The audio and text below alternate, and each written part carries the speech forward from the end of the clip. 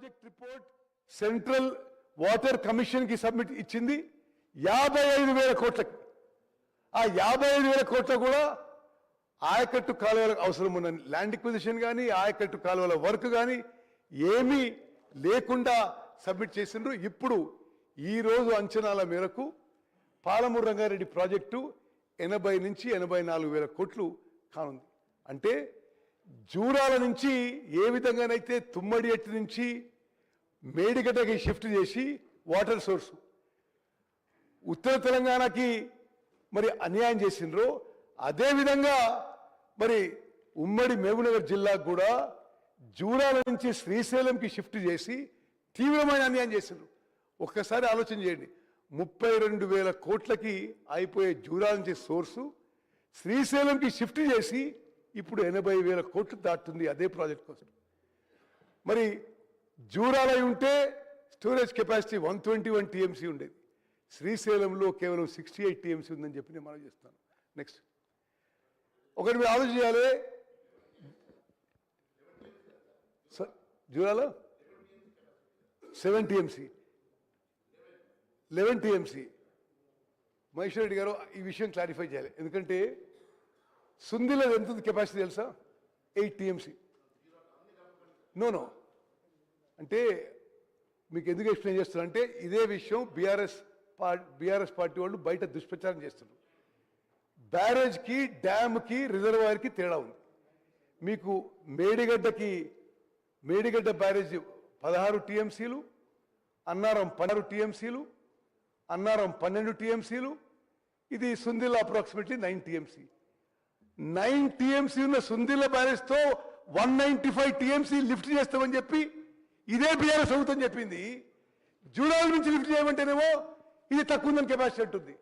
ఇది పూర్తిగా ఇది ఒక కుట్రతో కాస్ట్ పెంచి కాస్ట్ ఎస్టిమేట్ పెంచి వేరే మతలబు జరిగిన విషయం చెప్పి నేను మనం చేస్తున్నాను. మరి జూరాల ప్రాజెక్టుకి నీళ్లు లిఫ్ట్ చేసేది 414 మీటర్లు. అదే ఇప్పుడు శ్రీశైలం సోర్స్ నుంచి లిఫ్టింగ్ హైటు 560 మీటర్లు. అదే జూరాల ప్రాజెక్ట్ చేసి ఉంటే 22 పంపులతో ప్రాజెక్టు పూర్తయ్యేది. మరి శ్రీశైలంలో 37 పంపులు అవసరమైన విషయం కూడా నేను మనం చేస్తున్నాను. నెక్స్ట్ అదేవిధంగా కృష్ణా నదీ జలాల విషయంలో కూడా ఆంధ్రప్రదేశ్ అక్రమంగా తరలించుకుపోయే నీళ్ల విషయంలో మీరు ఈ యొక్క స్లైడ్ దయచేసి కృష్ణా బేసిన్ ఎమ్మెల్యేలందరూ కూడా ప్రత్యేకంగా గమనించాలి. ఎప్పుడు మాట్లాడినా ప్రతిపక్ష పార్టీ నాయకులు కృష్ణా నదీ జలాల్లో వాళ్ళేదో గొప్పలు సాధించినట్టుగా ఆ తర్వాత ఏదో తప్పులు చేస్తున్నట్టుగా మాట్లాడుతున్నారు.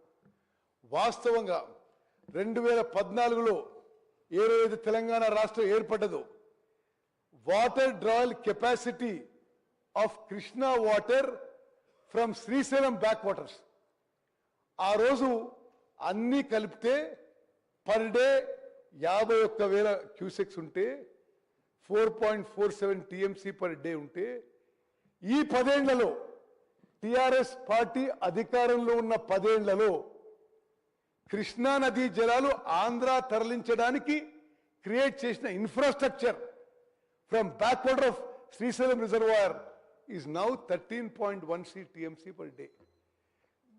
నేను మళ్ళీ రిపీట్ చేస్తున్నా, తెలంగాణ రాష్ట్రం ఏర్పడి కల్వకుంట్ల చంద్రశేఖరరావు గారు ముఖ్యమంత్రి అయిన రోజు ఆంధ్రప్రదేశ్ అక్రమంగా కృష్ణా నదీ జలాలు తరలించే water drawal capacity was 4.47 TMC per day.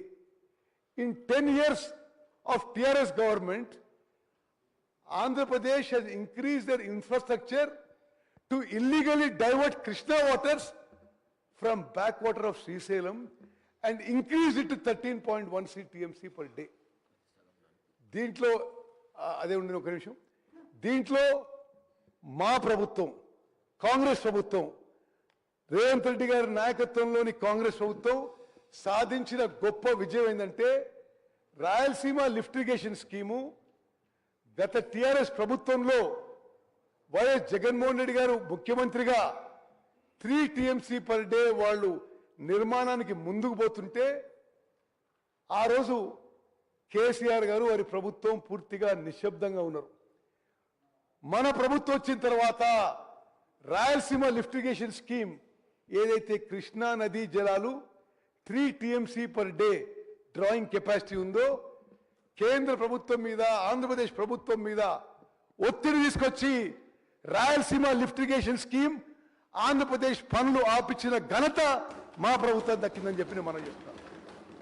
Next అదేవిధంగా మాటి మాటికి కృష్ణా నదీ జలాల్లో ఓహో మేము అద్భుతాలు చేసినామని చెప్తుంటారు. ఇవన్నీ అంకెలు, these are all official figures. Krishna నదీ జలాల్లో మేము చాలా గొప్పగా చేసినాం, మీరేదో అన్యాయం చేస్తున్నారని పదే పదే వీళ్ళు చెప్తుంటారు. మేము 2014-15 ఏ సంవత్సరం అయితే కేసీఆర్ గారు ముఖ్యమంత్రిగా ప్రమాణ స్వీకారం చేసినరో ఆ సంవత్సరం నుంచి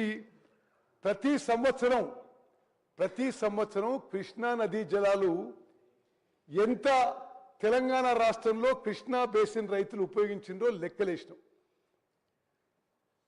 highest ever use of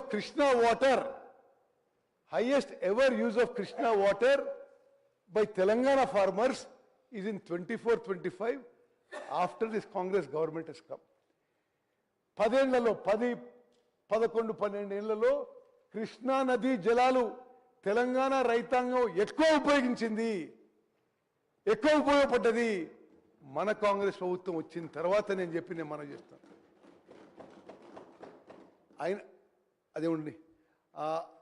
అయినా సరే దీంట్లో కూడా ఒక ముఖ్యమైన విషయం మీకు చెప్పాలి. కేవలం 299 టీఎంసీ మనకి సరిపోతాయి, 512 టీఎంసీ ఆంధ్ర